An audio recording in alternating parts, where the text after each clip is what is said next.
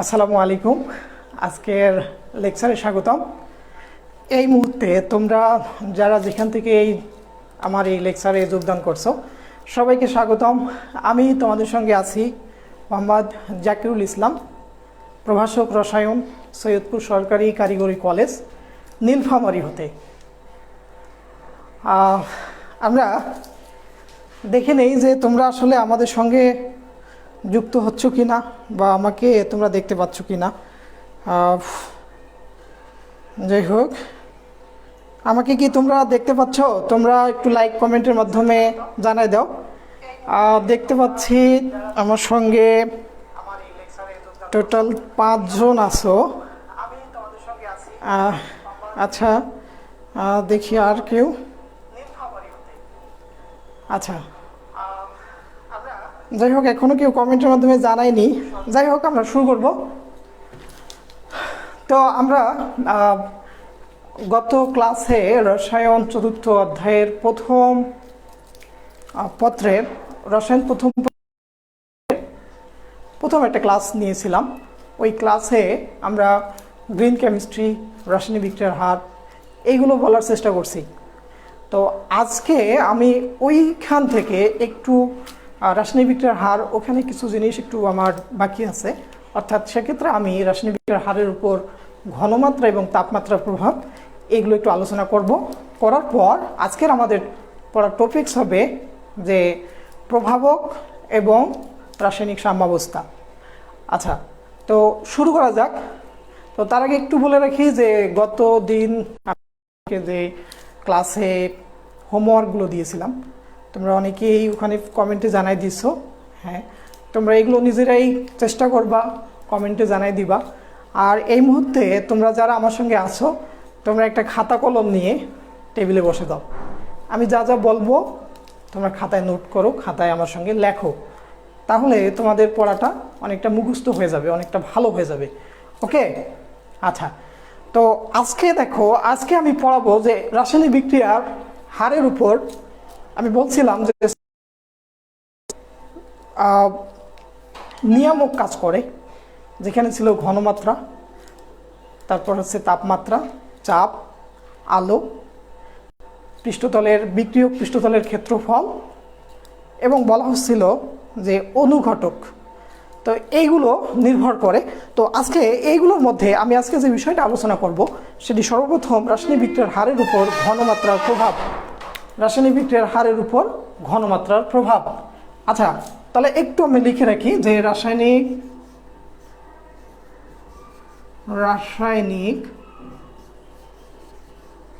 বিক্রিয়ার হারের উপর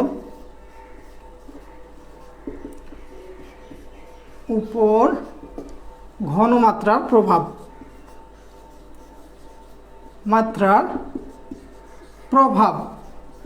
ওকে, শুরু করা যাক যে রাসায়নিক বিক্রিয়ার হারের উপর ঘনমাত্রার প্রভাব। আচ্ছা, আমি একটু তোমাদের সঙ্গে আর একটু দেখতে চাই যে তোমাদের কি অবস্থা। আচ্ছা, তোমরা এখানে লাইভ কমেন্টের মাধ্যমে জানাই দাও। আচ্ছা, তোমরা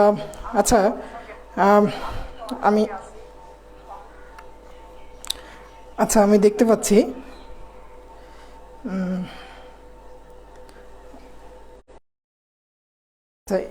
এটাতে একটু দেখো তো তোমরা। একটু সময় নিচ্ছি, দুঃখিত।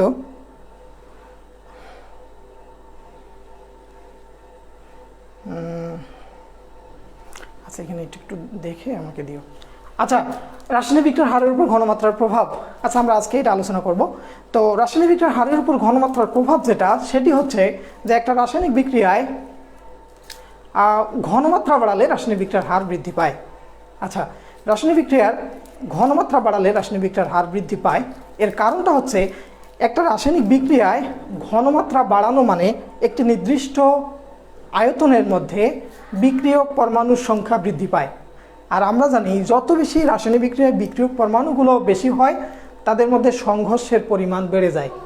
এই সংঘর্ষের পরিমাণ বেশি হওয়ার কারণে বিক্রিয়কগুলো খুব তাড়াতাড়ি রাসায়নিক বিক্রিয়া সংঘটিত করতে পারে। ওকে, তো এইটা বোঝার জন্য আমি একটা উদাহরণ দিয়ে এই বিক্রিয়াটাকে আমি বোঝানোর চেষ্টা করব। আচ্ছা, শুরু করা যাক। আচ্ছা, মনে করো একটা আমরা এই উদাহরণটা হবে একটা বিক্রিয়ার মাধ্যমে, যে যেমন sodium thiosulphate plus hydrochloric acid যুক্ত করলে এই বিক্রিয়ায় sodium chloride plus sulphur dioxide plus sulphur plus পানি এটি তৈরি হয়। আচ্ছা, এখানে এই বিক্রিয়ার মাধ্যমে এই সালফারের হলুদ অদক্ষেপ তৈরি হয়। আচ্ছা, এখন দেখো রাসায়নিক বিক্রিয়ার হারের উপর ঘনমাত্রার প্রভাবটা কি। এটা একটা পাত্র, সবগুলোর মধ্যে ধরো একটা পাত্র, প্রথম পাত্র, এখানে দ্বিতীয় পাত্র, আমি একটু তাড়াতাড়ি লিখে ফেলি, এখানে তৃতীয় পাত্র, সরি, আর এখানে আমরা 5টা পাত্র নিলাম।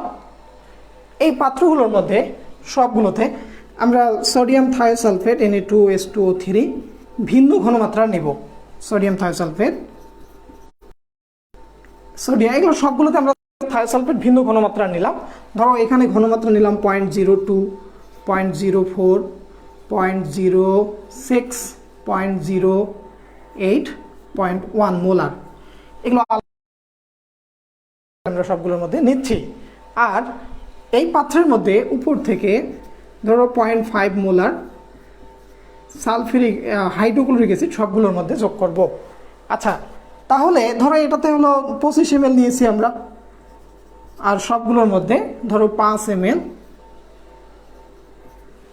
হাইড্রোক্লোরিক অ্যাসিড 0.5 মোলার এইগুলোর মধ্যে যোগ করতেছি। আচ্ছা, যোগ করলে আমরা কি লক্ষ্য করব? তো এখানে যোগ করলে দেখা যাবে যে এইগুলোর মধ্যে যোগ করলে আমরা দেখতে পাবো যে এখানে এই থায়োসালফেটের ঘনমাত্রা 0.02, 0.04। তো এখানে যে এই যে দেখো থায়োসালফেটের মধ্যে হাইড্রোক্লোরিক অ্যাসিড যোগ করলে এখানে থায়োসালফেট থেকে সালফারের হলুদ অদক্ষেপ পড়বে। ওকে, তো হলুদ অদক্ষেপ পড়বে, সেক্ষেত্রে এই থায়োসালফেট আমরা যেটার ঘনমাত্রা কম সেখানে এই অদক্ষেপটা আস্তে আস্তে পড়বে, কিন্তু যেখানে ঘনমাত্রা বেশি সেখানে অদক্ষেপটা খুব দ্রুত গতিতে পড়বে। ওকে, অর্থাৎ বিষয়টা হলো যে একটা রাসায়নিক বিক্রিয়ার ঘনমাত্রা যত বেশি হবে ওই বিক্রিয়াটার হার তত বেশি হবে।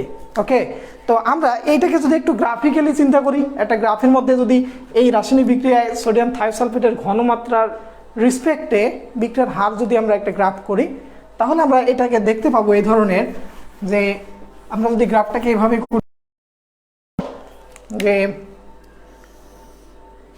ধরো এইদিকে আমরা থায়োসালফেটের ঘনমাত্রা বসাবো 0.04, 0.06, 0.08, 0.01, আর এখানে যদি বিক্রিয়ার হার, যদি আমরা এই পাশে বিক্রিয়ার হারটাকে এদিকে বসাই, বিক্রিয়ার হার, আর এই পাশে যদি সোডিয়াম থায়োসালফেট এর ঘনমাত্রাকে বসাই, তো এখানে 0.04, 0.06, 0.08, 0.1 মোলার। তাহলে আমরা এখানে একটা গ্রাফ দেখতে পারবো, যে গ্রাফটা হচ্ছে মূলবিন্দুগামী একটি গ্রাফ আমরা দেখতে পাবো। ওকে, মূলবিন্দুগামী আমরা একটা গ্রাফ দেখতে পাবো। আচ্ছা, আমি একটু দেখি তোমাদের রাউটারের সুইচ অন করুন স্যার।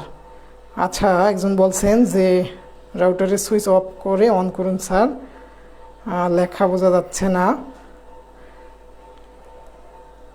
আচ্ছা, যাই হোক, অনেকেই বলছেন। আচ্ছা, আমি স্পষ্ট করে লেখার চেষ্টা করব। যাই হোক, এরপর দেখি আমি ট্রাই করব। আচ্ছা, তো আমরা যদি এরকম যে এক পাশে রাসায়নিক বিক্রিয়ার হার এবং আরেক পাশে থায়োসালফেটের ঘনমাত্রা আমরা যদি গ্রাফ করি, তাহলে এই ধরনের মূলবিন্দুগামী একটা গ্রাফ পাবো। এই মূলবিন্দুগামী গ্রাফ নির্দেশ করে যে এই বিক্রিয়ার হার ঘনমাত্রার সমানুপাতিক। অর্থাৎ বিক্রিয়ার হার যত বাড়বে, অর্থাৎ ঘনমাত্রা যত বেশি হবে, রাসায়নিক বিক্রিয়ার হার তত বেশি হবে। ওকে, আচ্ছা, তাহলে আমরা এখান থেকে বিক্রিয়ার হার বলতে পারি ঘনমাত্রার সমানুপাতিক, বা আমরা বলতে পারি যে বিক্রিয়ার হার প্রপোর্শনাল টু ঘনমাত্রা। আমরা বিক্রিয়ার হারটাকে বলতে পারবো যে এটি ঘনমাত্রার সমানুপাতিক। আচ্ছা আচ্ছা, এখন দেখো তো এটাকে যদি আমরা এইভাবে সমানুপাতিকটাকে যদি উঠাই দেই তাহলে কি হবে? তাহলে হবে যে বিক্রিয়ার হার প্রপোর্শনাল টু কেসি, এখানে একটা কে একটা সমানুপাতিক ধ্রুবক। আচ্ছা, তাহলে আমরা বলবো রাসায়নিক বিক্রিয়ার হার তার ঘনমাত্রার সমানুপাতিক। ওকে, আচ্ছা, এখন লক্ষ্য করো যে এখানে যদি এই বিক্রিয়কগুলোর ঘনমাত্রা যদি 1 মোলার হয়, বিক্রিয়কের ঘনমাত্রা যদি 1 মোলার হয়, আচ্ছা, তাহলে সির মান আমাদের হবে 1, অর্থাৎ এখানে আমরা সমানুপাতিক না দিয়ে সমান লিখব। আচ্ছা, তাহলে কি হবে যে বিক্রিয়ার হার সমান কে লিখতে পারি? হ্যাঁ, যদি আমাদের এই বিক্রিয়কের ঘনমাত্রা 1 মোলার হয় তাহলে বিক্রিয়ার হার সমান হবে কে। এই কেটিকে বলা হবে একটা রাসায়নিক বিক্রিয়ার বেগ ধ্রুবক। কি বললাম? এই কেটি হলো একটা রাসায়নিক বিক্রিয়ার বেগ ধ্রুবক। এটি হলো বেগ ধ্রুবক। এই কেটিকে বলবো আমরা রাসায়নিক বিক্রিয়ার বেগ ধ্রুবক। ওকে, আচ্ছা, এখন হচ্ছে তো অর্থাৎ বেগ ধ্রুবক কাকে বলবো? যে 1 মোলার ঘনমাত্রার বিক্রিয়ক বিশিষ্ট বিক্রিয়ার হারকে বেগ ধ্রুবক বলা হয়। ওকে, 1 মোলার ঘনমাত্রার বিক্রিয়ক বিশিষ্ট বিক্রিয়ার হারকে বেগ ধ্রুবক বলা হয়। আচ্ছা, এবার তোমাদেরকে এটা বুঝাইলাম যে বিক্রিয়ার হার ঘনমাত্রার উপর নির্ভরশীল, অর্থাৎ ঘনমাত্রা বাড়ালে রাসায়নিক বিক্রিয়ার হার সমানুপাতিক হারে বাড়ে। আচ্ছা, এখন এই জিনিসটাকে আমাদের এটা সবসময় যে বিক্রিয়ার হার বাড়াবো সমানুপাতিক হারে বাড়বে তা কিন্তু হয় না, অনেক সময় এটা ভিন্ন হয়ে থাকে। আমি সেই জিনিসটাকে একটু বোঝানোর চেষ্টা করব। তো তোমরা একটু ভালো করে লক্ষ্য করো যে আমরা এখান থেকে রাসায়নিক বিক্রিয়ার ক্রম বোঝার চেষ্টা করব। আমি একটু মিশাই দিলাম এটা। আচ্ছা, তে আমরা বললাম যে রাসায়নিক বিক্রিয়ার হার তার ঘনমাত্রার সমানুপাতিক, কিন্তু সব সময় রাসায়নিক বিক্রিয়ার হার ঘনমাত্রার সমানুপাতিক হারে বাড়ে না, এটা কখনো কখনো ব্যতিক্রম ঘটে। আচ্ছা, সেই জিনিসটা হলো এরকম যে বিক্রিয়ার হার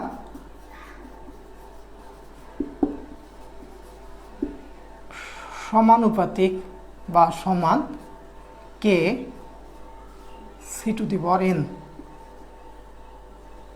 এখানে দেখো যে এখানে একটা বিষয় হলো যে রাসায়নিক বিক্রিয়ার হারটা সবসময় বিক্রিয়ার ঘনমাত্রা সমানুপাতিক না হয়ে অনেক সময় এটার উপর ডিপেন্ড করে যে এই সি এর ঘাতের উপর নির্ভর করে।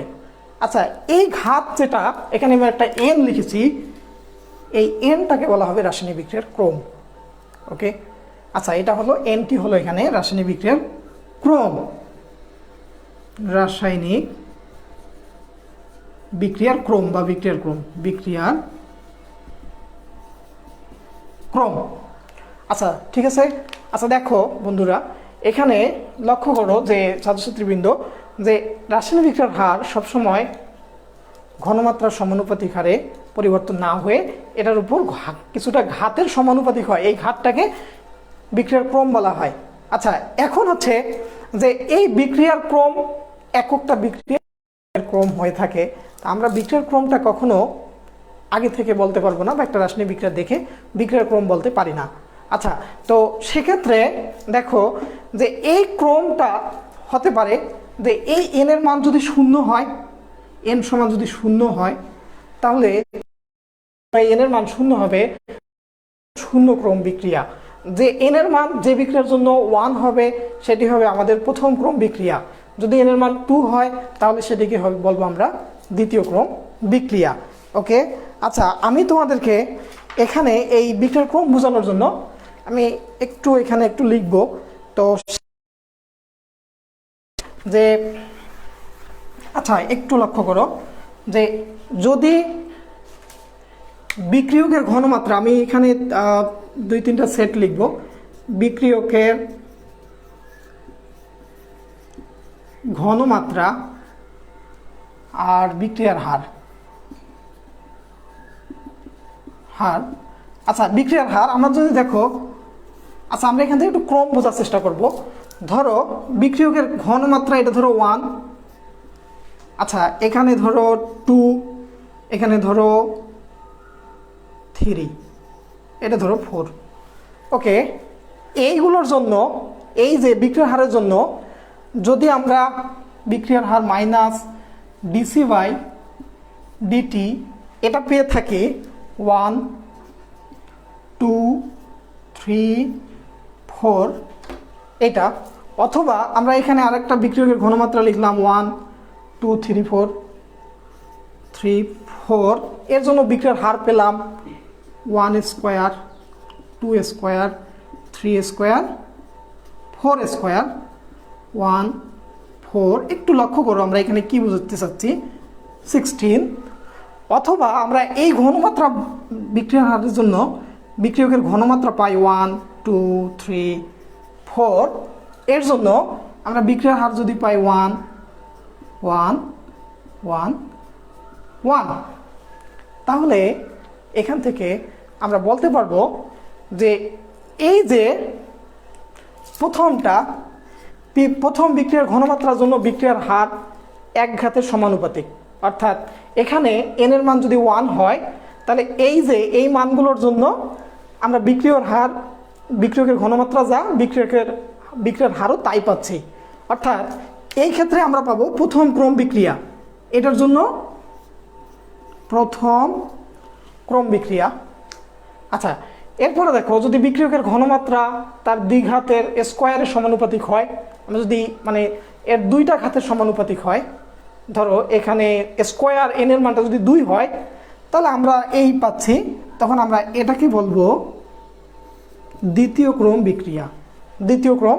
বিক্রিয়া। আচ্ছা, আরেকটা দেখো, যদি আমাদের বিক্রিয়কের ঘনমাত্রার উপর বিক্রিয়ার হার নির্ভর না করে, অর্থাৎ এই n এর মানটা 0 হয়, তখন আমরা এটাকে বলবো শূন্য ক্রম বিক্রিয়া। ওকে, এটা হলো শূন্য ক্রম বিক্রিয়া। ওকে, বোঝা গেছে? আচ্ছা, তাহলে দেখো যে রাসায়নিক বিক্রিয়ার হার আমরা বিক্রিয়কের ক্ষেত্রে আমরা এই বিক্রিয়ার হারের উপর ঘনমাত্রার প্রভাব থেকে আমরা বিক্রিয়ার ক্রম সম্পর্কে জানতে পারি। আচ্ছা, তাহলে বিক্রিয়ার ক্রমটা কি? বিক্রিয়ার ক্রম হলো যে এই যে বিক্রিয়কের ঘনমাত্রাকে যে ঘাতে উন্নীত করলে ওই উন্নীত রাশিটি বিক্রিয়া হারের সমানুপাতিক হয়, তাকে বিক্রিয়ার ক্রম বলা হয়। ওকে, আচ্ছা, এবার দেখো এই হলো আমাদের বিক্রিয়ার হারের উপর ঘনমাত্রার প্রভাব আমরা একটু বুঝলাম। আচ্ছা, এরপরে দেখো আমি যেটা জিনিস বুঝাবো, বিক্রিয়ার আণবিকত্ব। আচ্ছা, আণবিকত্ব ধরো 2 মোলে বিক্রিয়া করে উৎপাদ তৈরি করে।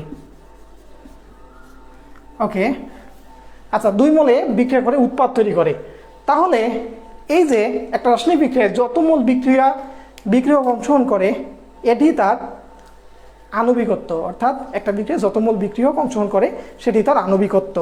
আচ্ছা, ধরো এখানে যদি আমরা এখানে এ থেকে উৎপাদ তৈরি হয়, তাহলে এইটাকে আমরা বলতে পারবো এটা দ্বি-আণবিক বিক্রিয়া, এটি হচ্ছে এক আণবিক বিক্রিয়া। ওকে, আচ্ছা, তাহলে দেখো আমরা বিক্রিয়ায় আণবিকত্ব এবং ক্রম সম্পর্কে জানলাম। এখন হচ্ছে বিক্রিয়ার ক্রম এবং আণবিকত্বের মধ্যে একটু পার্থক্য আছে, যে বিক্রিয়ার আণবিকত্বটা 0 হতে পারে না, কখনো আণবিকত্বটা 0 হতে পারে না, বাট বিক্রিয়ার ক্রমটা 0 হতে পারে। বিক্রিয়ার ক্রম আবার কখনো ভগ্নাংশ হতে পারে না, বাট আণবিকত্বটা ভগ্নাংশ হতে পারে। ওকে, আচ্ছা, যাই হোক এই হলো আমাদের রাসায়নিক বিক্রিয়ার হারের উপর ঘনমাত্রার প্রভাব। এরপর একটু দেখো খুব ছোট্ট করে আমি আরেকটা জিনিস বুঝাবো, রাসায়নিক বিক্রিয়ার হারের উপর তাপমাত্রার প্রভাব, লা শাতিলিয়ার নীতি। তাপমাত্রার প্রভাব। আচ্ছা, একটু দেখি মোবাইলটা কি অবস্থা তোমাদের। আচ্ছা, আসছে, দেখি তোমরা কে কি বলছো। আচ্ছা,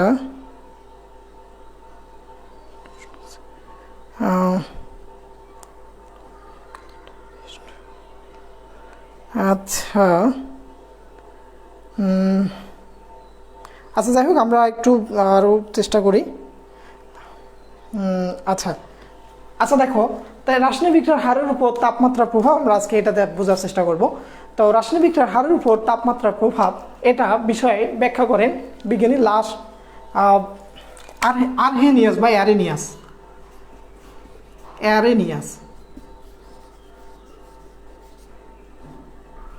আচ্ছা অ্যারেনিয়াস বা আরহেনিয়াস, তো এই রাসায়নিক বিক্রিয়ার হারের উপর তাপমাত্রার প্রভাব বিজ্ঞানী অ্যারেনিয়াসের সমীকরণ থেকে আমরা বুঝতে পারি।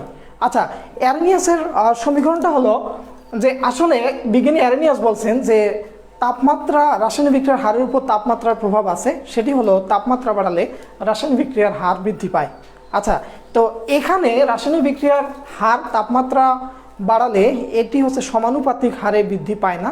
এটি দেখা যায় যে যে কোনো রাসায়নিক বিক্রিয়ার তাপমাত্রা 10 ডিগ্রি সেন্টিগ্রেড তাপমাত্রা বাড়ালে ওই বিক্রিয়ার হার 2 থেকে 3 গুণ বৃদ্ধি পায়। তো এই বৃদ্ধিটাকে এক্সপোনেনশিয়াল বৃদ্ধি বলা হয়। এই বৃদ্ধিটা হলো এক্সপোনেনশিয়াল বৃদ্ধি। এটিকে বিজ্ঞানী অ্যারেনিয়াস একটা সমীকরণের মাধ্যমে দেখানোর চেষ্টা করছেন। তো এখানে তিনি দেখাইছিলেন যে বিক্রিয়ার হার, হ্যাঁ বিক্রিয়ার হার সমানুপাতিক minus E A by R T. আচ্ছা তো এখানে দেখো যে একটা রাসায়নিক বিক্রিয়ার হার 10 ডিগ্রি সেন্টিগ্রেড বাড়ালে বিক্রিয়ার হার 2 থেকে 3 গুণ বৃদ্ধি পায়। এই যে বৃদ্ধি এটি হচ্ছে এক্সপোনেনশিয়াল বৃদ্ধি। এই বৃদ্ধিটাকে সমানুপাতিকভাবে দেখানো যায় না, এটাকে এইভাবে দেখানো হয়। এখানে ইএ এটা হলো সক্রিয়ণ শক্তি, আরটা হলো মোলার গ্যাস ধ্রুবক, টিটা হলো পরম তাপমাত্রা। ওকে, তো এখান থেকে তিনি একটা সমীকরণ প্রতিষ্ঠা করছিলেন। সেই সমীকরণটা ছিল যে কে সমান A E to the power minus E A by R T. আচ্ছা এটি ছিল অ্যারেনিয়াসের সমীকরণ। এই অ্যারেনিয়াসের সমীকরণটা যদি উভয় পাশে আমরা লন ব্যবহার করি, লন কে সমান লন A minus E A by R T. আচ্ছা এখন দেখো এই সমীকরণটা ব্যবহার করে তাপমাত্রা বাড়ালে রাসায়নিক বিক্রিয়ার হার বৃদ্ধি পায়। তো এটাকে একটা গ্রাফিক্যালি যদি রিপ্রেজেন্ট করা যায়, আচ্ছা এটাকে যদি আমরা লন থেকে লগে কনভার্ট করি, এটাকে আমরা লগ কে সমান লিখতে পারবো লগ এ মাইনাস ইএ 2.303 আর টি এটা। তো এখানে দেখো এই সমীকরণটা একটা সরলরেখা সমীকরণ, যে এটা সরলরেখা সমীকরণটা ওয়াই সমান এম এক্স প্লাস সি এরকম সরলরেখা সমীকরণ, যেখানে এমটি হচ্ছে ঢাল আর সেই ঢালটা হচ্ছে মাইনাস ইএ বাই আর। আচ্ছা তো যদি এই রকমের সমীকরণ হয় যে ওয়াই সমান এম এক্স প্লাস সি, আমরা জানি এইরকম সরলরেখাগুলো হ্যাঁ এক্স এবং ওয়াই অক্ষকে ছেদকারী সরলরেখার মতো হয়। তো এখন দেখো যদি এই যে সমীকরণটার লগকে বনাম 1/t লেখচিত্র অঙ্কন করি, যেখানে এটা একটা ধ্রুবক, তাহলে সেই সরলরেখাটা হবে এরকম যে আমরা যদি একটু সমীকরণে আমরা গ্রাফে দেখার চেষ্টা করি, এভাবে দেখো এই ধরনের হবে যে আমরা যদি এই পাশে লগকে আর এই পাশে যদি 1/t বসাই 1/t, তাহলে এই রেখাটা এই ধরনের পাওয়া যাবে। তো যেখানে এইটাকে আমরা ঢাল বলবো, এটা হলো বিক্রিয়ার ঢাল। ওকে আচ্ছা এর মানে হলো যে এই যে দেখো যে 1/t, এখন এই টির মানটা যত বড় হবে 1/tর মানটা তত ছোট হবে, তত হচ্ছে ঢালের মানটা বাড়তে থাকবে। অর্থাৎ এখানে দেখো যে যদি আমাদের টির মান বড় হয় তাই 1/tর মান ছোট হবে, তখন কী হবে আমাদের গ্রাফটা আমরা এই দিকে আসবো আর এর সাপেক্ষে লগকের মান বেশি হবে, আর এই লগকের মান যত বেশি হবে রাসায়নিক বিক্রিয়ার হার তত বৃদ্ধি পাবে। অর্থাৎ রাসায়নিক বিক্রিয়ার হার তাপমাত্রা বাড়ালে বিক্রিয়ার হার বৃদ্ধি পায়। আচ্ছা এখন দেখো এটাই হচ্ছে আমাদের অ্যারেনিয়াসের সমীকরণ, অর্থাৎ তাপমাত্রার প্রভাব রাসায়নিক বিক্রিয়ার হারের উপর। আচ্ছা আমি এখন তোমাদেরকে এই সক্রিয়ণ শক্তি, এটা হলো আমাদের অ্যাক্টিভেশন এনার্জি, সক্রিয়ণ শক্তি এটা দেখানোর চেষ্টা করব। আচ্ছা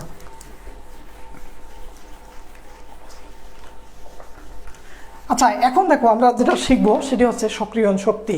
আচ্ছা, সক্রিয়ণ শক্তি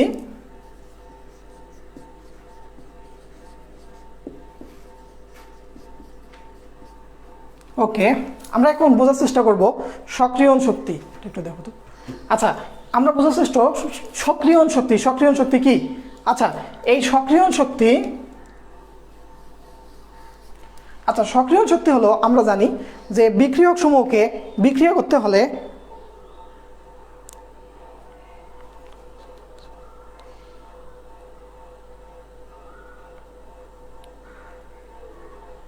আচ্ছা যাই হোক, তোমাদের অনেকেই বিভিন্ন কোনটা হবে এখানে অনেক একজন আহমেদ সালে বলছে যে আর এর মান কখন কোনটা হবে। আসলে এই বিক্রিয়াতে আমরা যে এর আগে যেটা দেখলাম সেখানে আর এর মানটা আমরা যে এসআই একক আমরা সেটা ব্যবহার করব। আচ্ছা যাই হোক, আমি এখন তোমাদেরকে যেটা বোঝানোর চেষ্টা করব সক্রিয়ণ শক্তি। আচ্ছা একটু লক্ষ্য করো, আমরা সক্রিয়ণ শক্তি বোঝার চেষ্টা করি। সক্রিয়ণ শক্তি কি? আচ্ছা আমরা জানি যে একটা রাসায়নিক বিক্রিয়ায় বিক্রিয়কগুলোকে বিক্রিয়া করতে হলে ন্যূনতম একটা শক্তি অর্জন করতে হয়। ওকে, তো এই যে রাসায়নিক বিক্রিয়কগুলোকে বিক্রিয়া করতে নির্দিষ্ট শক্তি অর্জন করতে হয়। তো যদি এই শক্তি অর্জন না করে তাহলে বিক্রিয়কগুলো বিক্রিয়া অংশগ্রহণ করে না। অর্থাৎ সক্রিয়ণ শক্তি হলো একটা রাসায়নিক বিক্রিয়ায় সর্বনিম্ন যে শক্তি অর্জন করে বিক্রিয়কগুলো উৎপাদে পরিণত হয়, এই শক্তির সর্বনিম্ন এই পরিমাণটাকে সক্রিয়ণ শক্তি বলা হয়। ওকে, তো সক্রিয়ণ শক্তি আমরা যদি একটু চিন্তা করি, আমরা একটা যদি চিন্তা করি, একটা ওয়াল মনে করো, একটা ওয়াল চিন্তা করব। ধরো একটা ওয়াল, এই ওয়ালটা হচ্ছে 5 ফিট, 5 ফিট একটা ওয়াল। এখন বিষয় হলো যে এই ওয়াল টপকিয়ে আমাদের যদি এই পাশে এখানে যেতে হয় এই পাশ থেকে, তাহলে দেখা যাচ্ছে যে এই 5 ফিট ওয়াল টপকিয়ে যাওয়ার মতো আমাদের ছাত্রছাত্রী সংখ্যা বা আমাদের লোক সংখ্যা অনেক কম থাকবে। ওকে, আচ্ছা কিন্তু যদি আমাদের একটা ওয়ালটা এরকম 5 ফিট না হয়ে ওয়ালটা যদি আমাদের 3 ফিট হয়, 3 ফিট হয়, তাহলে দেখা যাচ্ছে এই ওয়ালটাকে টপকিয়ে অনেক সংখ্যক মানুষে এই পাশে যেতে পারবে। ওকে, তো এরকম সক্রিয়ণ শক্তি হলো যে একটা রাসায়নিক বিক্রিয়ায় মানে সর্বনিম্ন যে শক্তি অর্জন করে একটা বিক্রিয়া উৎপাদিত পরিণত হবে, এটি হবে সক্রিয়ণ শক্তি। এখন এই সক্রিয়ণ শক্তির মান যত কম হবে তত বেশি বিক্রিয়কগুলো বিক্রিয়া করে উৎপাদে পরিণত হবে। ওকে, আচ্ছা তাহলে এই সক্রিয়ণ শক্তিটাকে আমরা একটু গ্রাফিক্যালি যদি আমরা চিন্তা করি তাহলে কীরকম হবে? আচ্ছা, এই সক্রিয়ণ শক্তিটাকে আমরা দুইটা গ্রাফের মাধ্যমে প্রকাশ করব, একটা তাপ উৎপাদী বিক্রিয়া এবং তাপহারী বিক্রিয়ার ক্ষেত্রে এই সক্রিয়ণ শক্তি আমরা দেখব। আচ্ছা তাহলে একটু লক্ষ্য করো যে তাপ উৎপাদী বিক্রিয়া এবং তাপহারী বিক্রিয়ার ক্ষেত্রে সক্রিয়ণ শক্তিগুলো কি হয়। আচ্ছা এখন হলো সক্রিয়ণ শক্তি মানে সর্বনিম্ন যে শক্তি অর্জন করে একটা বিক্রিয়ক উৎপাদে পরিণত হয় সেটি হলো সক্রিয়ণ শক্তি। আচ্ছা এখানে লক্ষ্য করো, মনে করো এখানে যদি শক্তি হয়, আমি একটু আঁকে নেই আগে, বিক্রিয়া ধারা এরকম হয়। আমরা তাপ উৎপাদী বিক্রিয়া এবং তাপহারী বিক্রিয়া দেখব। আচ্ছা তাপ উৎপাদী বিক্রিয়া কি? যদি কোনো বিক্রিয়ায় বিক্রিয়কগুলো, আমরা জানি একটা রাসায়নিক বিক্রিয়ায় হচ্ছে যে বিক্রিয়কগুলো পুরাতন বন্ধন ভাঙে এবং নতুন বন্ধন গড়ে। এখন বিষয় হলো একটা রাসায়নিক বিক্রিয়ার এই বন্ধনগুলো ভাঙতে যে পরিমাণ শক্তি লাগে, যদি নতুন বন্ধন গড়তে তার চেয়ে কম পরিমাণ শক্তি লাগে, তাহলে যে পরিমাণ শক্তি প্রথমে গ্রহণ করছে এই বাকি শক্তিটুকু বিক্রিয়ায় সে হলো নির্গত করে দেয়। তো সেক্ষেত্রে সেই বিক্রিয়াগুলো তাপ উৎপাদী বিক্রিয়া হয়।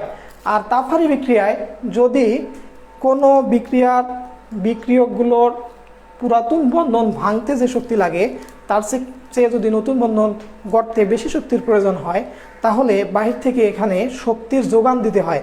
তো অর্থাৎ সেক্ষেত্রে শক্তি শোষণ ঘটে।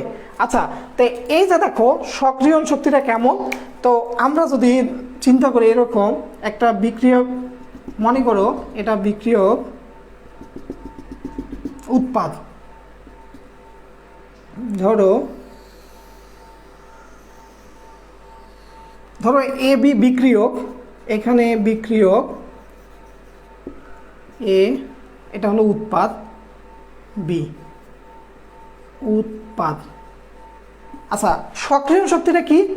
সক্রিয়ণ শক্তি দেখো যে মনে করো বিক্রিয়ক এ থেকে উৎপাদ তৈরি হবে, তো এক্ষেত্রে প্রথমে আচ্ছা এক্ষেত্রে দেখো, ও আচ্ছা এটা বিক্রিয়ার হার লিখতে হবে, ধন্যবাদ। এটা কে বলছে যে, আচ্ছা যাই হোক,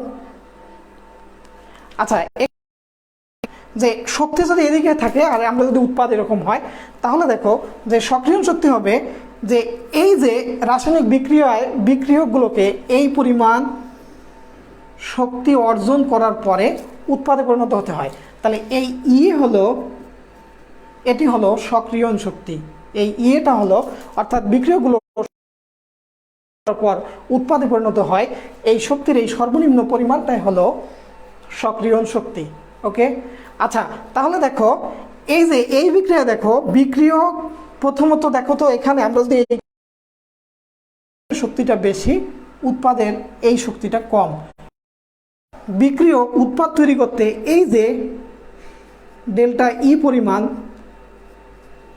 এই পরিমাণ শক্তি নির্গত করতেছে, এই ডেল্টা ই পরিমাণ শক্তিটা হলো এখানে নির্গত করছে, তাই এইটুকুটাই হলো সক্রিয়ণ, এর ক্ষেত্রে বিক্রিয়াটাই এটাই হলো সক্রিয়।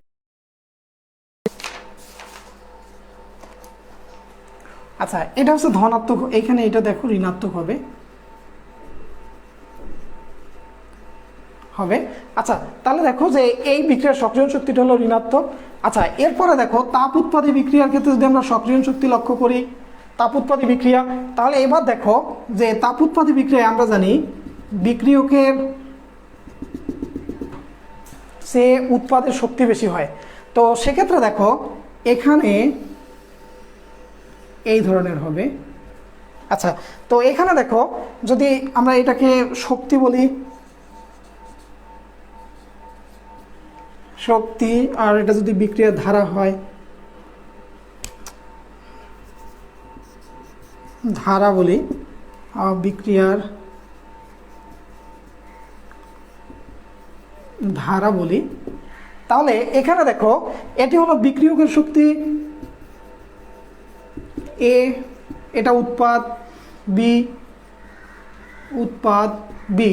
তাহলে এখানে এই বিক্রিয়া দেখো যে বিক্রিয়কের সে উৎপাদের শক্তি বেশি, বিক্রিয়কের সে উৎপাদের শক্তি বেশি, তাই বিক্রিয়কটার এই যে এটি হচ্ছে সক্রিয়ণ শক্তি, অর্থাৎ বিক্রিয়কগুলো সর্বনিম্ন এই পরিমাণ শক্তি অর্জন করার পর উৎপাদে পরিণত হচ্ছে। তো এক্ষেত্রে এই বিক্রিয়া সংগঠিত হতে গেলে আরও শক্তি বাহির থেকে দিতে হচ্ছে, এই পরিমাণ শক্তি বাহির থেকে দিতে হবে, যেটি হচ্ছে ধনাত্মক, অর্থাৎ এটি হচ্ছে রাসায়নিক বিক্রিয়ার ক্ষেত্রে সক্রিয়ণ শক্তি, এই ক্ষেত্রে মানটা হবে ধনাত্মক। ওকে, আচ্ছা তাহলে আমরা এই বিক্রিয়ার সক্রিয়ণ শক্তি আমরা বুঝছি এবং সক্রিয়ণ শক্তি ধারাগুলো বুঝলাম। তাহলে এখানে লক্ষ্য করো যে আমরা যখন তাপ উৎপাদী বিক্রিয়া বলবো, আমরা এটাকে বলবো তাপ উৎপাদী বিক্রিয়ার সক্রিয়ণ শক্তি,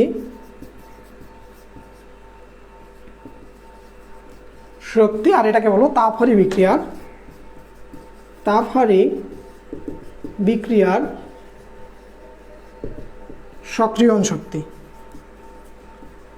এখানে কি লেখা দেখা যায় এখান পর্যন্ত? আসতেছে, এটা এই পর্যন্ত আসতেছে? ওকে, তাহলে দেখো যে এই তাপ উৎপাদী বিক্রিয়ার ক্ষেত্রে আমরা জানি যে এখানে দেখো যে সক্রিয়ণ শক্তিটা হলো এই পরিমাণ, যদি বিক্রিয়কগুলো এই পরিমাণ শক্তি অর্জন করে তারপর উৎপাদ তৈরি করতেছে, অর্থাৎ এই ক্ষেত্রে তাপ শক্তি নির্গত হবে, অর্থাৎ এটা ঋণাত্মক হবে। আর এটার ক্ষেত্রে দেখো যে এই পরিমাণ শক্তি অর্জন করার পর উৎপাদ তৈরি করতে আরও শক্তির প্রয়োজন হবে, তো এই ক্ষেত্রে বাইরে থেকে শক্তি আরও যোগান দিতে হবে, অর্থাৎ এই ক্ষেত্রে এই মানটা হবে, ডেল্টা এর মানটা হবে ধনাত্মক। আচ্ছা এই হলো আমরা সক্রিয়ণ এটা দেখলাম, তারপরে বিক্রিয়ার ক্ষেত্রে সক্রিয়ণ শক্তি। ওকে, এবার আমরা অন্য জিনিস আসবো, যে আমরা আসবো এবার আমাদের মূল আজকের যে বিষয় প্রভাবক, এইখানে আমি চলে যাব। আচ্ছা দেখো, আজকে আমরা জানবো হচ্ছে প্রভাবক। প্রভাবক কি? প্রভাবক। আচ্ছা দেখি তোমাদের একটু কমেন্ট, কে কি বলছো? ক্লিয়ার দেখা যাচ্ছে না। কেউ বলছো যে ক্লিয়ার।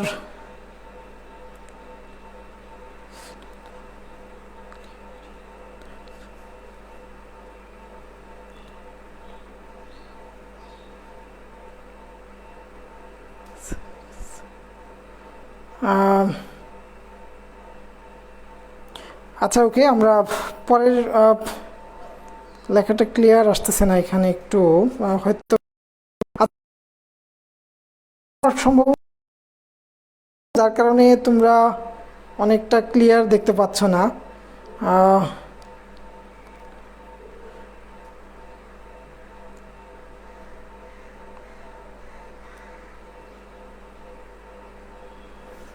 আচ্ছা একটু দেখো তো এটা। আচ্ছা যাই হোক, এবার আমরা পড়ব প্রভাবক। আচ্ছা দেখো, যে আজকে এখন আমরা যে জিনিসটা শিখবো সেটি হচ্ছে প্রভাবক। আচ্ছা আমরা জানি যে একটা রাসায়নিক বিক্রিয়ায়, হ্যাঁ, যে প্রভাবক, প্রভাবক কি আমরা এখন শিখব। প্রভাবক, আচ্ছা প্রভাবক হলো যে একটা রাসায়নিক বিক্রিয়ায় কোনো একটা রাসায়নিক বিক্রিয়া খুব দ্রুত গতিতে ঘটে, কোনো একটা রাসায়নিক বিক্রিয়া খুব মানে আস্তে ঘটে, অর্থাৎ ধীর গতিতে ঘটে। তো এই বিক্রিয়াগুলোর ক্ষেত্রে আমরা হচ্ছে যে কিছু বিক্রিয়া মানে এমন কোনো পদার্থ যোগ করি তা যাতে এই বিক্রিয়াগুলো মানে দ্রুত গতিতে অথবা হলো ধীর গতিতে ঘটে। তো যে জিনিসগুলো আমরা যুক্ত করি সেইগুলো হচ্ছে প্রভাবক। আচ্ছা এখন হচ্ছে এই প্রভাবকটাকে সর্বপ্রথম 1835 সালে বার্জেলিয়াস এই প্রভাবক সম্পর্কে ধারণা দেন। ওকে, তো এই প্রভাবক কি? প্রভাবক হলো যে সকল পদার্থ একটা রাসায়নিক বিক্রিয়ায় খুব সামান্য পরিমাণ উপস্থিত থেকে বিক্রিয়ার গতি বৃদ্ধি বা হ্রাস করে এবং বিক্রিয়া শেষে ধর্মে এবং ভরে অপরিবর্তিত থেকে যায়, তাকে প্রভাবক বলা হয়। ওকে, তো প্রভাবক হলো যে একটা রাসায়নিক বিক্রিয়ায় যে সকল পদার্থ সামান্য পরিমাণে উপস্থিত থাকে, বিক্রিয়ার গতি হ্রাস অথবা বৃদ্ধি করে, সেটিকে প্রভাবক বলা হয়। তো এই যে বিজ্ঞানী বার্জেলিয়াস 1835 সালে সর্বপ্রথম প্রভাবক সম্পর্কে ধারণা দেন। আচ্ছা, তো আমরা আজকে দেখব যে প্রভাবকের বিষয়। এই প্রভাবকটা হচ্ছে 4 ধরনের। প্রভাবক 4 ধরনের। তো সেটি হচ্ছে, একটা হচ্ছে ধনাত্মক প্রভাবক,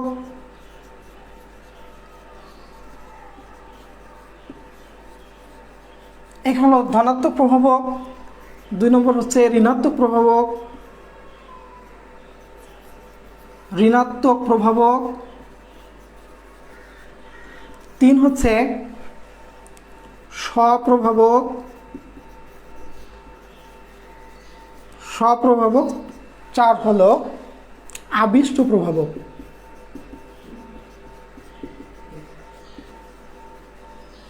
আচ্ছা দেখো, যে প্রভাবক একটা রাসায়নিক বিক্রিয়ায় যে সকল পদার্থ খুব অল্প পরিমাণে উপস্থিত থেকে বিক্রিয়ার গতি বৃদ্ধি অথবা হ্রাস করে, তাদেরকে প্রভাবক বলা হয়। আচ্ছা এই প্রভাবকগুলো হলো 4 ধরনের। তো আমরা একটা মানে প্রথমত ধনাত্মক প্রভাবক, ঋণাত্মক প্রভাবক, স্বপ্রভাবক এবং আবিষ্ট প্রভাবক, এই প্রভাবক হলো এই 4 ধরনের। ওকে, তো আমরা প্রথমে ধনাত্মক প্রভাবক কি এটা বোঝার চেষ্টা করব। আচ্ছা ধনাত্মক প্রভাবক, যে সকল প্রভাবক একটা রাসায়নিক বিক্রিয়ায় উপস্থিত থেকে বিক্রিয়ার গতি বৃদ্ধি করে, তাকে হলো ধনাত্মক প্রভাবক বলে। আচ্ছা এখানে লক্ষ্য করো, ধনাত্মক প্রভাবক আমরা একটা মনে করি যে এই যে পটাশিয়াম ক্লোরেট KClO3, এটিকে উত্তপ্ত করলে এখান থেকে পটাশিয়াম ক্লোরাইড প্লাস অক্সিজেন উৎপন্ন হয়। আচ্ছা এখানে এখন বিষয় হলো যে এই বিক্রিয়ায় যদি সামান্য পরিমাণ ম্যাঙ্গানিজ ডাইঅক্সাইড,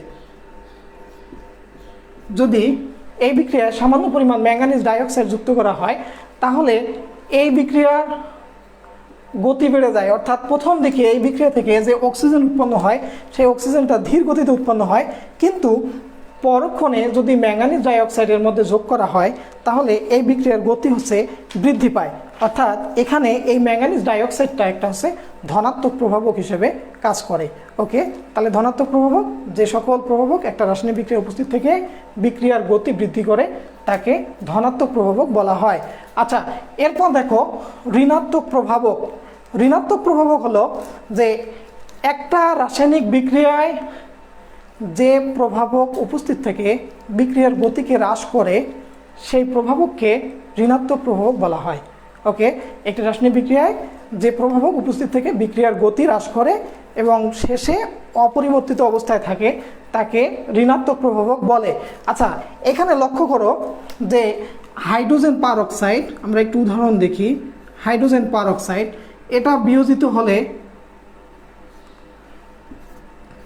পানি প্লাস অক্সিজেন তৈরি করে।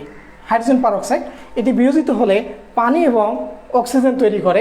তো এই প্রক্রিয়ায় যদি সামান্য পরিমাণ ফসফরিক অ্যাসিড H3PO4 যুক্ত করা হয় তাহলে এই প্রক্রিয়ায় এই অক্সিজেন উৎপাদনটা কমে যায়, অক্সিজেন উৎপাদন কমে যায়। তো এক্ষেত্রে এই ফসফরিক অ্যাসিডটা হলো ঋণাত্মক প্রভাবক হিসেবে কাজ করে। ওকে, বোঝা গেছে? আচ্ছা, তাহলে ঋণাত্মক প্রভাবক হলো যে প্রভাবক একটা রাসায়নিক বিক্রিয়া উপস্থিত থেকে বিক্রিয়ার গতি হ্রাস করে সেই বিক্রিয়াটাকে ঋণাত্মক প্রভাবক বলা হয়। আচ্ছা, ওকে, তাহলে আমরা এরপরে দেখো স্বপ্রভাবক। স্বপ্রভাবক হলো যে একটা রাসায়নিক বিক্রিয়ায় বিক্রিয়ক সমূহের কোনো একটি যদি বিক্রিয়ক নিজে প্রভাবক রূপে ক্রিয়া করে, অর্থাৎ বাহির থেকে কোনো প্রভাবক যোগ করা না হয়, তাহলে সেই প্রভাবককে স্বপ্রভাবক বলা হয়। আচ্ছা, স্বপ্রভাবক একটা রাসায়নিক বিক্রিয়ায় যদি বাহির থেকে কোনো বিক্রিয়ক যোগ না করা হয়, বিক্রিয়া উৎপন্ন তাহলে সেটিকে স্বপ্রভাবক বলে। আচ্ছা, আমরা একটা উদাহরণের মাধ্যমে এই জিনিসটাকে দেখার চেষ্টা করব। আচ্ছা, এখানে দেখো স্বপ্রভাবকটা মনে করো যে এখানে অক্সালিক অ্যাসিড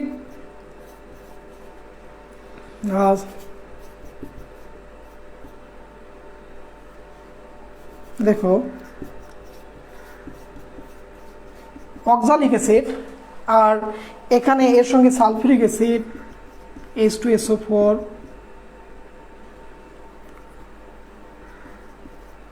পটাশিয়াম পারম্যাঙ্গানেট। আচ্ছা, ওকে, এর বিক্রিয়ায় sulphate, carbon die oxide, potassium sulphate plus পানি এটা উৎপন্ন হয়। আচ্ছা, এখানে দেখো স্বপ্রভাব হলো যে প্রভাবক যে বিক্রিয়ায় কোনো বাইরে থেকে কোনো প্রভাবক যোগ না করে ওই বিক্রিয়ায় উৎপন্ন কোনো একটা পদার্থ, যেমন এই বিক্রিয়ায় ম্যাঙ্গানিজ সালফেট, এইটা প্রথমে এই বিক্রিয়াটা প্রথম দিকে ধীর গতি সম্পূর্ণ, কিন্তু সময়ের সাথে সাথে এই বিক্রিয়ায় যখন ম্যাঙ্গানিজ সালফেট যত বেশি ম্যাঙ্গানিজ আয়ন Mn2+ তত এই বিক্রিয়াটার গতি বাড়তে থাকে। তো এক্ষেত্রে এই ম্যাঙ্গানিজের Mn2+ এটি হিসেবে কাজ করে। ওকে, অর্থাৎ আমরা এখানে এই ম্যাঙ্গানিজ আয়নটাই হলো স্বপ্রভাবক। ওকে, এরপরে দেখো আবিষ্ট প্রভাবক। 4 নম্বর আবিষ্ট প্রভাবক। আচ্ছা, আবিষ্ট প্রভাবক, এই আবিষ্ট প্রভাবক বিষয়টা দেখো যে যদি একটা বিক্রিয়ায় কোনো একটা আবিষ্ট প্রভাবক হলো একটি বিক্রিয়ক যদি কোনো রাসায়নিক বিক্রিয়ায় উপস্থিত থেকে অপর একটি বিক্রিয়ার হারকে বৃদ্ধি করে বা বিক্রিয়ার হারকে সহায়তা করে, তাহলে যে বিক্রিয়কের উপস্থিতিতে অন্য বিক্রিয়কটি বিক্রিয়া করে সেটিকে আবিষ্ট প্রভাবক বলে। ওকে, অর্থাৎ যে একটা বিক্রিয়ক বিক্রিয়া করতে পারে না কিন্তু অপর একটি বিক্রিয়ক উপস্থিত থাকার কারণে প্রথম বিক্রিয়কটি বিক্রিয়া করে, তাহলে সেটিকে আবিষ্ট। উদাহরণ দেখব, সেই উদাহরণটা আমি একটু লেখার চেষ্টা করি। তো এখানে মনে করো যে সোডিয়াম সালফাইড এটি সাধারণত অক্সিজেনের সাথে বিক্রিয়া করে সোডিয়াম সালফেট উৎপন্ন করে। সোডিয়াম আর্সেনেট AsO3 এটা অক্সিজেনের সঙ্গে বিক্রিয়া করে না, এখানে নো রিয়াকশন। আচ্ছা, কিন্তু যদি এখন দেখা যাচ্ছে যে এটা বিক্রিয়া করে না, কিন্তু এই যে sodium sulphide, sodium arsenate plus oxygen এগুলো যদি একই সাথে থাকে, তাহলে এখানে বিক্রিয়া করে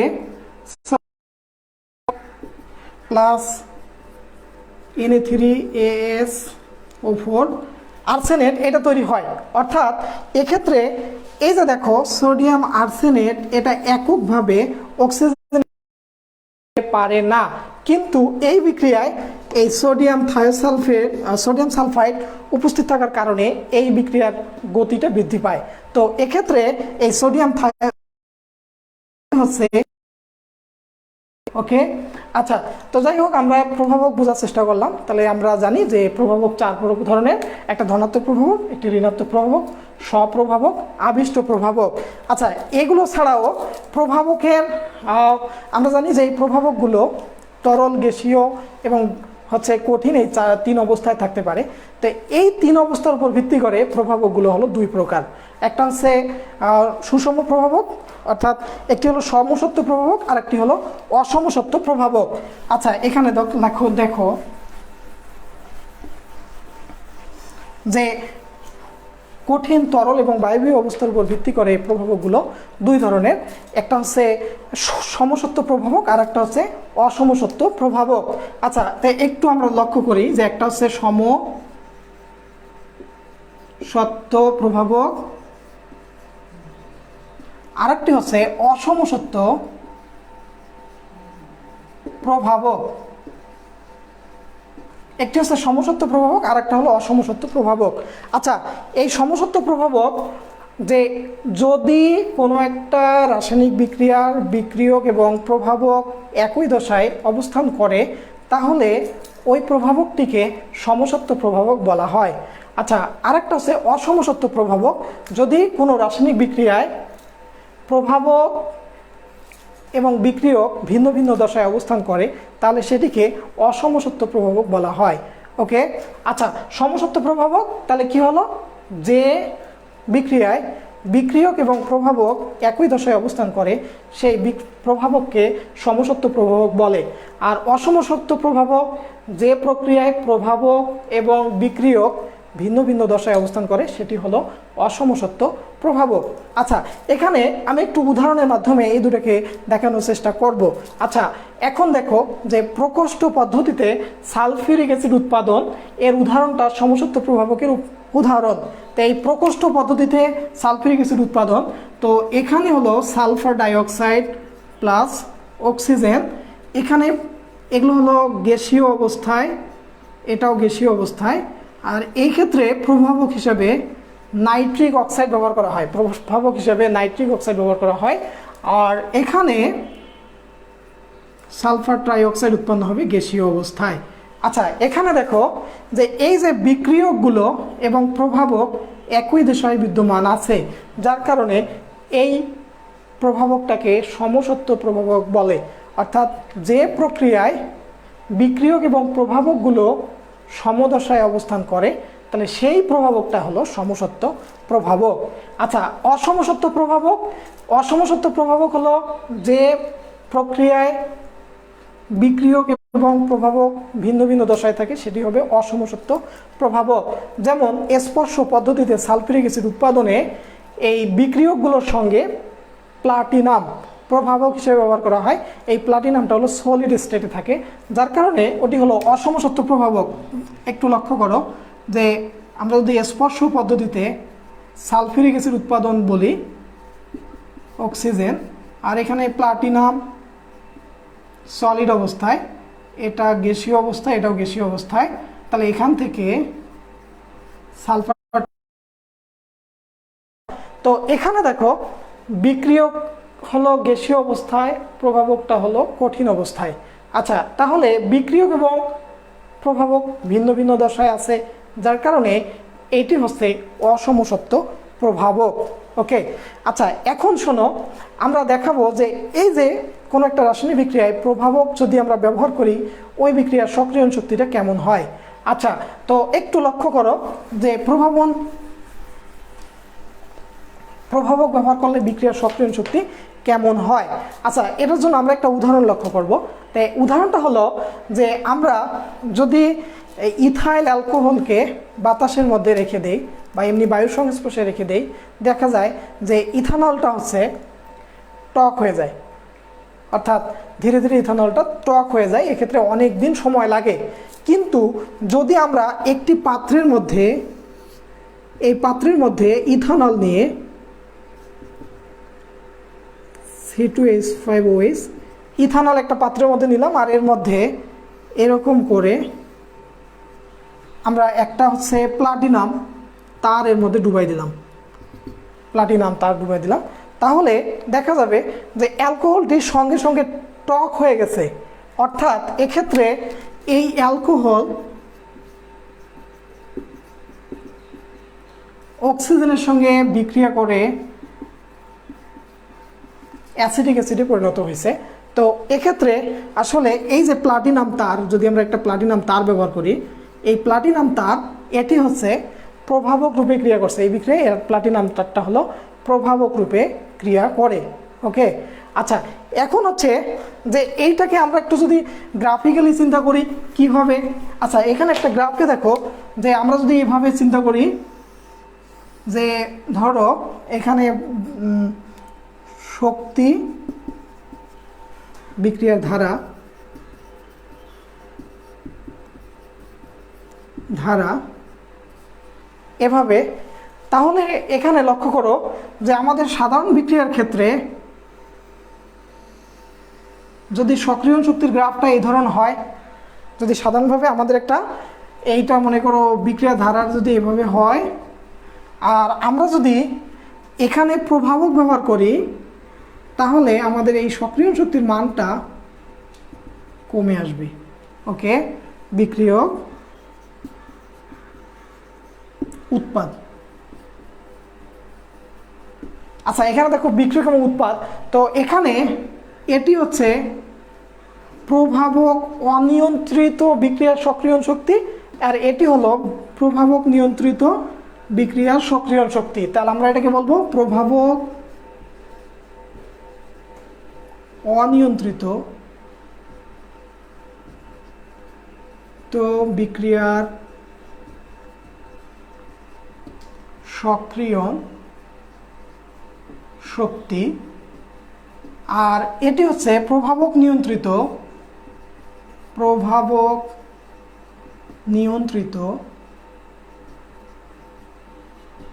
বিক্রিয়ার সক্রিয়ণ শক্তি। আচ্ছা, এখানে দেখো যে এক্ষেত্রে প্রভাবক যদি আমরা একটা রাসায়নিক বিক্রিয়ার প্রভাবক ব্যবহার না করি তাহলে সক্রিয়ণ শক্তির মানটা বেশি হয়, আর যদি প্রভাবক ব্যবহার করি তাহলে সেক্ষেত্রে সক্রিয়ণ শক্তির মানটা কমে আসে। অর্থাৎ এখন দেখো সক্রিয়ণ শক্তির মান আমরা জানি যত কম হবে তত বেশি বিক্রিয়া করে উৎপাদ তৈরি করার সুযোগ পাবে। আচ্ছা, এখানে সক্রিয়ণ শক্তি কম হওয়ার কারণে এই বিক্রিয়ায় এই প্রক্রিয়ায় উৎপাদ বেশি তৈরি হয়, অর্থাৎ বেশি সংখ্যক বিক্রিয়া করে উৎপাদ তৈরি করতে পারে। তাহলে আমরা বলবো যে এই যে আমরা যদি প্রভাবক ব্যবহার করি তো সেক্ষেত্রে রাসায়নিক বিক্রিয়ার সক্রিয়ণ শক্তির মানটা কমে আসে, অর্থাৎ ধনাত্মক প্রভাব যেইগুলো সেগুলোর ক্ষেত্রে রাসায়নিক বিক্রিয়ার হারটা সেক্ষেত্রে বৃদ্ধি পায়। ওকে, আচ্ছা এখন হচ্ছে যে এই যে প্রভাবকগুলো এরা কিভাবে প্রভাবন ক্রিয়াটা সম্পূর্ণ করে। আচ্ছা, এটা হচ্ছে যে প্রভাবকগুলোর এই হচ্ছে যে প্রভাবনের ক্রিয়া কৌশল, কীভাবে প্রভাবকগুলো ক্রিয়া করে। তো এই প্রভাবকগুলো দুইটিভাবে প্রভাবন ক্রিয়া সম্পূর্ণ করে থাকে। আচ্ছা, সেইগুলো হলো যে একটি হচ্ছে অন্তর্বর্তী যৌগ গঠন দ্বারা, আর একটা হচ্ছে অধিশোষণ দ্বারা।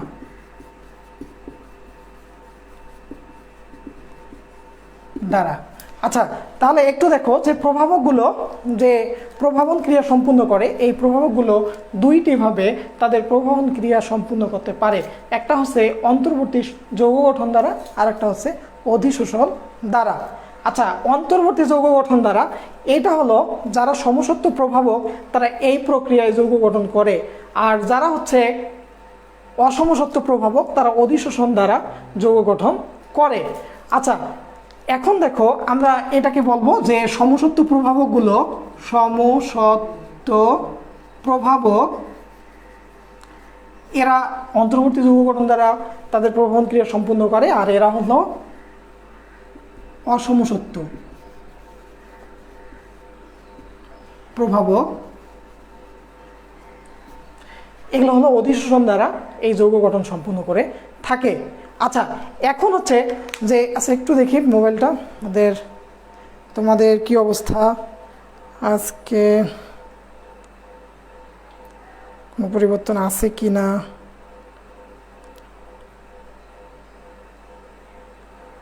আচ্ছা আচ্ছা, তোমরা এখন আমার কি দেখতে পাচ্ছ, ঠিক মতো দেখতে পাচ্ছ? আচ্ছা, অনেকে বলছিল ক্লিয়ার হচ্ছে না, তো আমি ক্লিয়ার দেখতে পাচ্ছি। আচ্ছা, যাই হোক, আমি একটু চেষ্টা করি আরও দেখি। আচ্ছা, এখানে দেখো যে অন্তর্বর্তী যৌগ গঠন দ্বারা সমসত্ব প্রভাবক আর অধিশোষণ দ্বারা অসমসত্ব প্রভাবক। তো এই অন্তর্বর্তী যৌগ গঠন দ্বারা আমরা যদি প্রভাবন কৌশলটাকে লক্ষ্য করি, তাহলে প্রথম মনে করো ওই প্রকোষ্ঠ পদ্ধতিতে সালফিউরিক অ্যাসিড উৎপাদনে সালফার ডাইঅক্সাইড প্লাস অক্সিজেন বিক্রিয়া করে সালফার ট্রাইঅক্সাইড তৈরি করে। আচ্ছা, এখানে এগুলো গ্যাসীয় অবস্থা, গ্যাসীয় অবস্থায়। ওকে, তো এখানে কিভাবে অন্তর্বর্তী যৌগ গঠন দ্বারা প্রভাবন ক্রিয়াটা সম্পূর্ণ হয়? তো এখানে যে ঘটনাটা ঘটে, প্রথমে বিক্রিয়কগুলোর কোনো একটি প্রভাবকের সঙ্গে যুক্ত হয়, প্রভাবকের সাথে যুক্ত হয়ে প্রথমে একটা মধ্যবর্তী যৌগ গঠন করে। ওই মধ্যবর্তী যৌগটা পরবর্তীতে বিক্রিয়কের আর একটির সঙ্গে যুক্ত হয়ে উৎপাদ তৈরি করে, সেটি হলো অন্তর্বর্তী যৌগ গঠন দ্বারা প্রভাবন ক্রিয়া। আচ্ছা, এখানে লক্ষ্য করো যে এইটা কিভাবে, এই রাসায়নিক বিক্রিয়াটা কিভাবে মানে তার কৌশলটা কি হবে।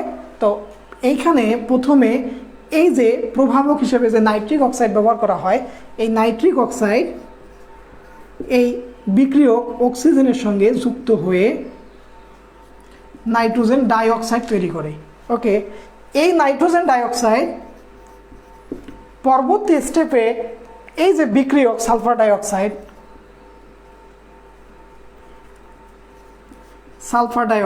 এর সঙ্গে যুক্ত হয়ে সালফার ট্রাইঅক্সাইড উৎপন্ন করে, প্লাস হলো নাইট্রিক অক্সাইড। এই যে দেখো, এই প্রভাবক এটাকে খালি করে দেয়। আচ্ছা, তাহলে এই প্রক্রিয়ায় বিক্রিয়কগুলো অন্তর্বর্তী যৌগ গঠন দ্বারা তাদের প্রভাবন ক্রিয়া সম্পূর্ণ করে থাকে। আচ্ছা, আরেকটা হচ্ছে অধিশোষণ দ্বারা। তো এই অধিশোষণ যারা অসমসত্ব প্রভাবক, তারা এই অধিশোষণ দ্বারা তাদের হলো প্রভাবন ক্রিয়াটা সম্পূর্ণ করে, সেই বিষয়টাকে আমরা লক্ষ্য করব। তো সেটা হচ্ছে যে এরকম, প্রথমে আমরা যদি এই বিক্রিয়াটা দেখি যে সালফার ডাইঅক্সাইড প্লাস অক্সিজেন, এগুলো গ্যাসীয় অবস্থায়, সালফার ট্রাইঅক্সাইড, হ্যাঁ, এখানে প্লাটিনাম প্রভাবক ব্যবহার করা হচ্ছে। তো এটি হচ্ছে যে অধিশোষণ তথ্য দ্বারা এই প্রক্রিয়াটা সম্পূর্ণ করে থাকে। আচ্ছা, তো এক্ষেত্রে দেখো,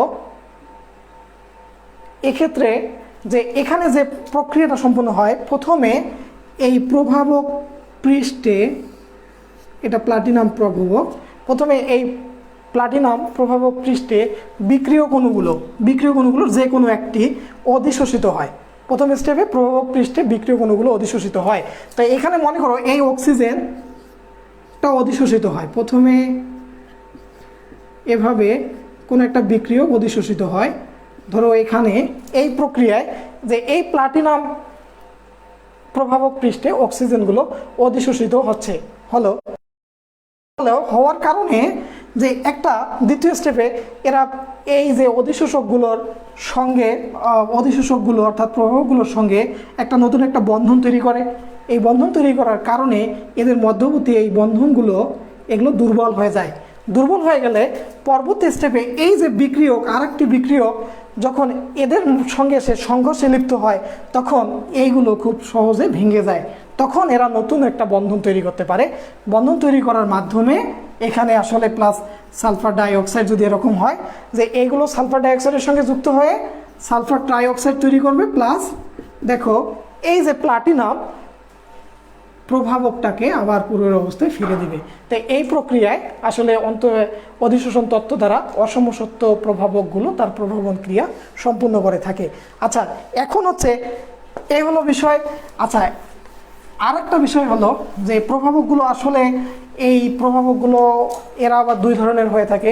একটা হচ্ছে যে একটা প্রভাবক বিষ এবং প্রভাবক সহায়ক।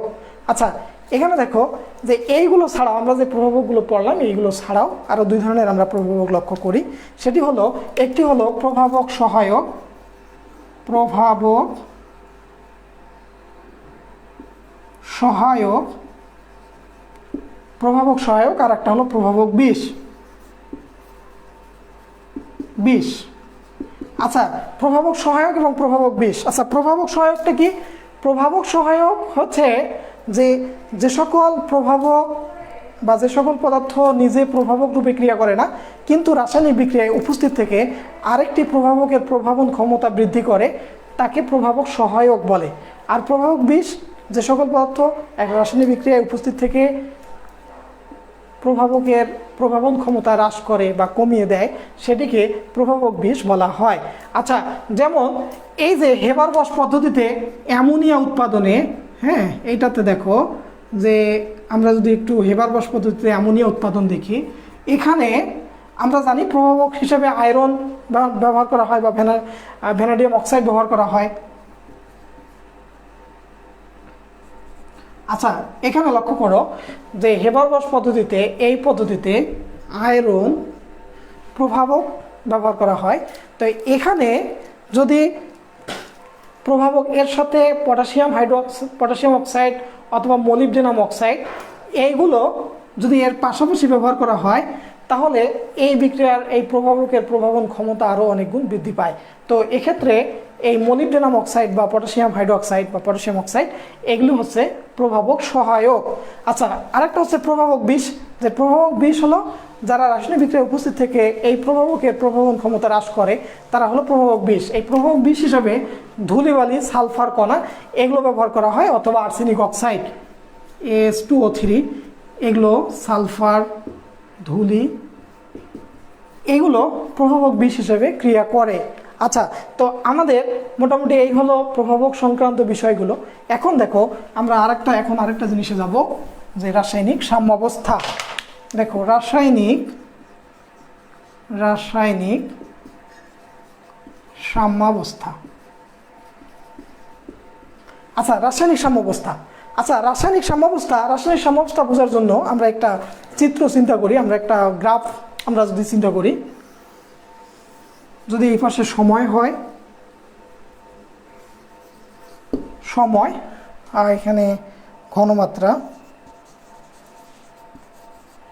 আচ্ছা, দেখো যে আমরা জানি যে একটা রাসায়নিক বিক্রিয়ার শুরুর দিকে বিক্রিয়কের ঘনমাত্রা বাড়তে থাকে, মানে একটা বিক্রিয়কের ঘনমাত্রা সবচেয়ে বেশি থাকে, উৎপাদের ঘনমাত্রা সর্বনিম্ন অবস্থায় থাকে।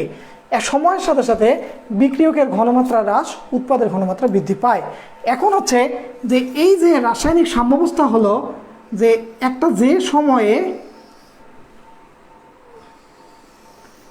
সময়ে বিক্রিয়কের ঘনমাত্রা কমবে এবং উৎপাদের ঘনমাত্রা বেড়ে এমন একটা অবস্থায় পৌঁছে যখন আর বিক্রিয়াটা একই সাথে সম্মুখ এবং পশ্চাৎ দিকে একই সাথে চলতে থাকে তখন সেই অবস্থাকে রাসায়নিক সাম্যাবস্থা বলা হয়। আচ্ছা, এখানে দেখো যে আমরা বলি যদি এটা সম্মুখ বিক্রিয়ার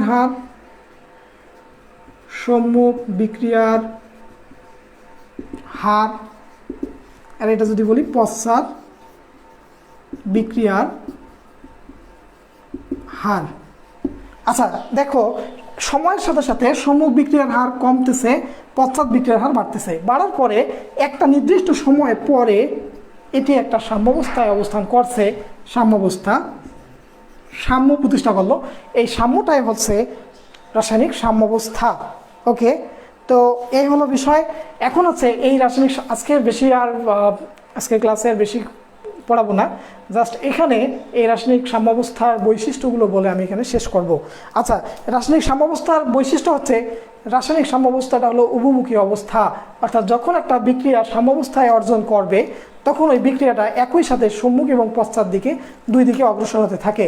আচ্ছা, তারপরে রাসায়নিক বিক্রিয়াটা হলো যখন সাম্যাবস্থায় যায় সেই অবস্থায় এই বিক্রিয়াটি অসম্পূর্ণ থেকে যায়, অর্থাৎ সাম্যাবস্থায় একটা বিক্রিয়া কখনো সম্পূর্ণ হয় না। আচ্ছা, এক্ষেত্রে আরেকটা বিষয় হলো, এই একটা রাসায়নিক বিক্রিয়া যখন সাম্যাবস্থায় পৌঁছে তখন এক্ষেত্রে প্রভাবকের কোনো প্রভাব নেই, অর্থাৎ একটা বিক্রিয়া সাম্যাবস্থায় যাওয়ার পরে প্রভাবক এবং প্রভাবকগুলো এক্ষেত্রে আর কোনো প্রভাব ফেলতে পারে না। প্রভাবক শুধু ওই রাসায়নিক বিক্রিয়ায় সাম্যাবস্থায় যাওয়া পর্যন্ত তার প্রভাবন ক্রিয়া সম্পূর্ণ করে থাকে। আচ্ছা, তো যাই হোক, এখন আজকের এই ক্লাসটা এখানেই শেষ করছি।